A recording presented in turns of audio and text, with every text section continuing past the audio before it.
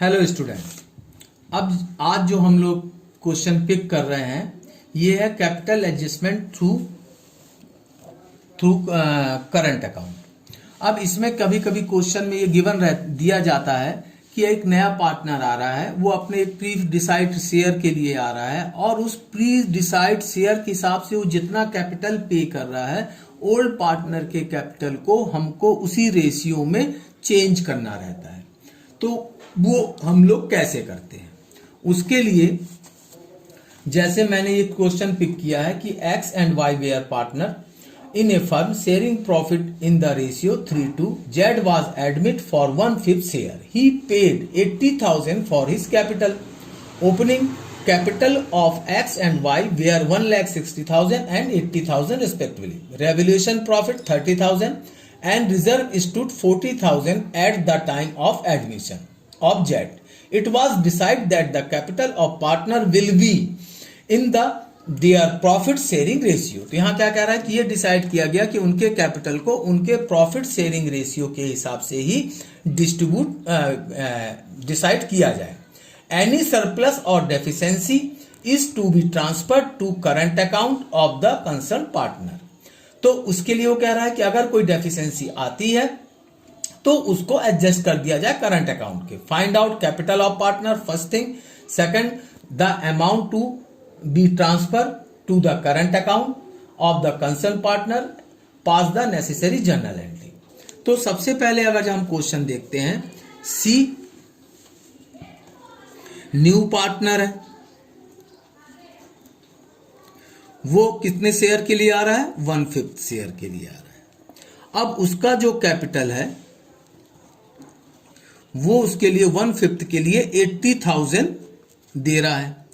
तो 1 के लिए कितना है, टोटल कैपिटल कितना होगा पहले फाइंड आउट कर लेते हैं। तो इफ 1/5 शेयर के लिए कैपिटल कितना है? 80,000 है। देन 1 के लिए यानी टोटल कैपिटल कितना हो जाएगा? 80,000 इंटू 5, दैट मीन्स 4 lakhs। ये हमारे पास क्या आ गया? ये हमारे पास आ गया टोटल कैपिटल, यानी फर्म के पास इतनी कैपिटल होना चाहिए।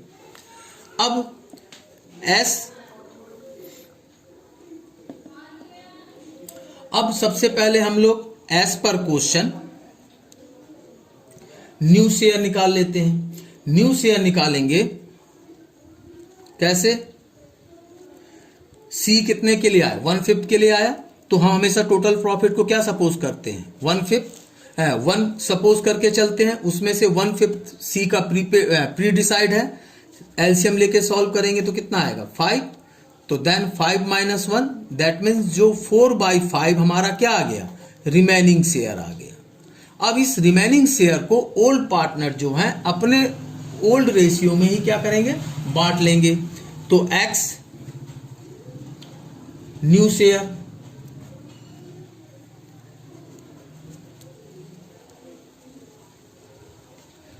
तो रिमेनिंग शेयर आपके पास कितना है? 4/5। इनका ओल्ड रेशियो कितना दिया है? 3/3 यानी कि 3/5। देन वाई का new share again remaining share 4/5 into 2/5। Solve करेंगे 3 4 जा 12, 5 5 जा 25, 4 2 जा 8, 5 5 जा 25। जेड जो आया है उसका शेयर कितना है? 1/5। यहां के जो एक्स और वाई का जो डिनोमिनेटर है वो 25 एंड 25 है। तो जेड के भी डिनोमिनेटर को इक्वलाइज करने के लिए हम नोमिनेटर में और डिनोमिनेटर में 5 से मल्टीप्लाई कर देंगे। तो कितना आ जाएगा? ये 5/25। 25 कैंसिल हो गया। दैट मीन्स इनका जो न्यू रेशियो है वो कितने का हो गया? 12, 8 एंड 5। ये इनके क्या बन गए? न्यू रेशियो बन गए। अब न्यू रेशियो के हिसाब से इनके न्यू कैपिटल कैलकुलेट कर लेंगे। न्यू कैपिटल यानी 4 लाख जो टोटल कैपिटल डिसाइड हुआ था उसमें से एक्स का शेयर कितना होगा, वाई का शेयर कितना होगा और जेड एज यूजुअल वो 80,000 ही आएगा। तो देन टोटल कैपिटल 4 lakhs।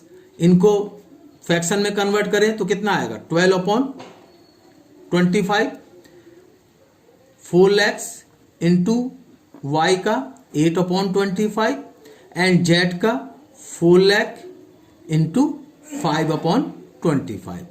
अब 25 से कैंसिल कर दो, 25 बन जा 25, अगर माइनस करेंगे तो 15, तो 6 जा यानी कि 16,000। अब इसको इससे मल्टीप्लाई कर दो, तो इसको इससे मल्टीप्लाई करेंगे तो कितना आ जाएगा 1,92,000। इसी तरह से y का कितना आ जाएगा 1,28,000। जेड का एज यूजुअल वही 80,000 आ गया। ये तो इनका क्या आ गया, न्यू कैपिटल आ गया।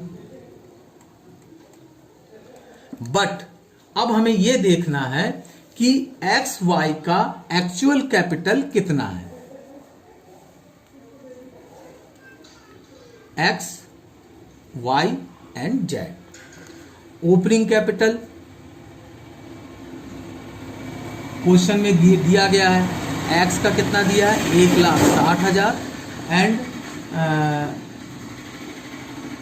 वाई का जो ओपनिंग कैपिटल है वो 80,000।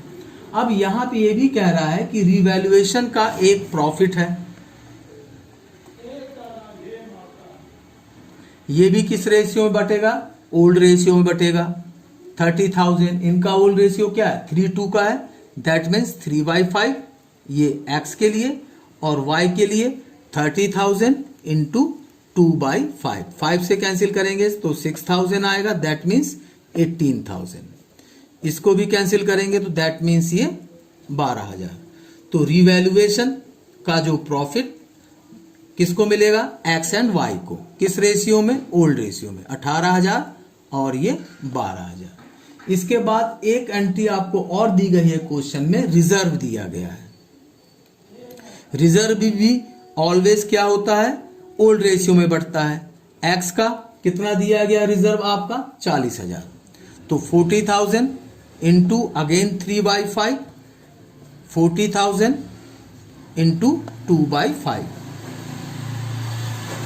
तो x का कितना आ जाएगा 24,000। इसी तरह से इसका कितना आ जाएगा 16,000। ये भी x और y को ही मिलेगा 24,000 एंड 16,000। अब इनको सम कर लीजिए, सम कर लेंगे तो x का जो टोटल आएगा 2,02,000 आएगा, इसका y का 1,08,000। ये एज पर ओल्ड कंडीशन से है, मतलब ये ओल्ड कैपिटल के हिसाब से उनका इतना हिस्सा अभी बिजनेस में है।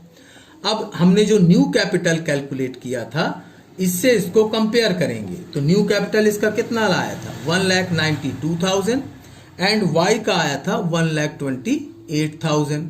सी का, जेड का तो 80,000 ऑलरेडी है। अब इसको माइनस कर देंगे, आपस में माइनस कर देंगे, दैट मीन्स x की जो कैपिटल एक्सेस हो रही है कितने से 10,000 से, ये एक्सेस है, और y की कैपिटल जो है 20,000 से क्या हो रही है, डेफिशिएंसी हो रही है, मतलब कम हो रही है, तो 20,000 ये आ गया, तो ये क्या है आपकी डेफिशिएंसी है। तो इस तरह से हमने निकाल लिया कि किसकी कैपिटल एक्सेस हो रही है और किसकी कैपिटल ज्यादा हो रही है। अब इसी की हम लोग क्या करेंगे, जर्नल एंट्री प्रिपेयर कर देंगे। जनरल एंट्री जब प्रिपेयर करेंगे, जनरल एंट्री का तो फॉर्मेट वैसे ही रहेगा जैसा हम लोग बनाते हैं। तो जनरल इसके एक्स की एक्सेस हो रही, मतलब एक्स विड्रॉ करेगा, एक्स कैपिटल अकाउंट डेबिट कितने से 10,000 से टू किसका एक्स करंट अकाउंट 10,000, ये अपना पैसा इसने विड्रॉ कर लिया। अब वाई के लिए क्या बनेगा, क्योंकि उसको जमा करना है, तो Y current account debit to किससे, कैपिटल अकाउंट से।